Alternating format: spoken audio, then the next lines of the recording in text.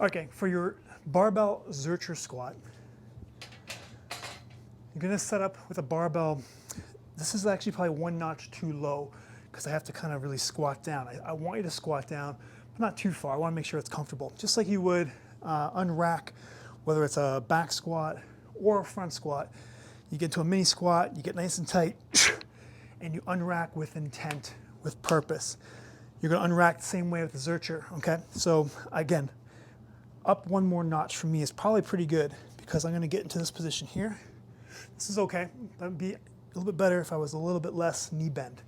Now, before I get into a couple things, I'm gonna have the barbell resting in the crooks of the elbow. I want your forearms to be a number 11. Okay, I don't want you to grab your hands. I want to keep number 11 because that's going to help open up the back. We can use this as a mobility drill, also use it as a strength drill.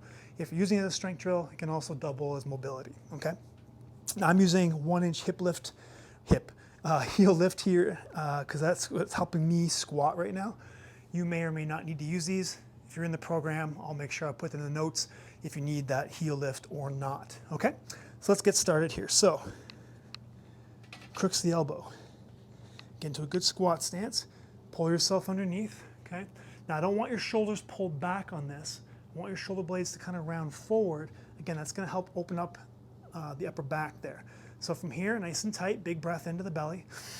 Get tight, unrack with purpose. Now, I'm using heel lifts, so you gotta kind of know where your heel lifts are. So be careful with that. All right, so from here, let's get into good spinal alignment, slight double chin, big breath into the belly. Exhale, pull that rib cage down, just slightly to your belt buckle, and slightly pull the belt buckle up to rib cage. You're not squeezing your glutes on this. Ideally, you've already done this when you unrack, just so you're not standing here wasting time, especially when you have a load in crooks of your elbows. So from here, big breath in.